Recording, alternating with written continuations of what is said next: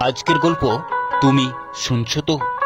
শহরের এক কোণে রিক্সা চালে রাহুল, আর এক কুঁড়ে ঘরে থাকে রূপা, যার গলায় ছিল স্বপ্নের সুর। প্রথমবার গান শুনে থেমে যায় রাহুল, মনে হয় যেন কোথাও আলো জ্বলে ওঠে। দিনের উপার্জনের বড় অংশে রাহুল কিনে পাঠায় হারমোনিয়াম আর ভর্তি করায় রূপাকে গানের স্কুলে। সে শুধু চাই রূপা একদিন আকাশ ছুঁলেও তাকে ভুলে না যায়। অডিশনে রিক্সায় নিয়ে যায় রূপাকে, আর নিজে বাইরে ঘামে ভিজে বসে থাকে। ভেতরে বাজে গান, আর বাইরে শান্ত এক হাসিতে ভরে ওঠে রাহুলের চোখ।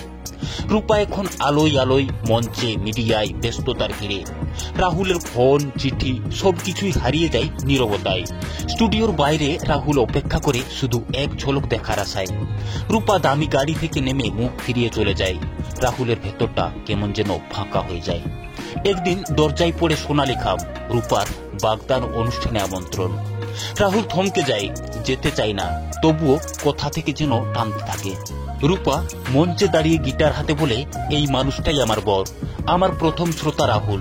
রাহুল ঘুরে যাওয়ার আগেই বদলে যায় পুরো মুহূর্তটা। রূপা বলে, ভালোবাসা যা কিছুই চাইনি তার সাথেই গান বাঁধে। সবাইকে অবাক করে রাহুলকে মালা পরিয়ে বলে, তুমি শুনছো তো। রাহুল হাসি আর অশ্রুতে বলে, তুই গান কর, আমি আবার পেছনে থাকবো চিরকাল। সেই রাত থেকেই শুরু হয় এক ভালোবাসার গান। যে ভালোবাসা কোনো কণ্ঠে বাঁধা থাকে না, সেই একদিন গানের শেষ লাইনে বাজে।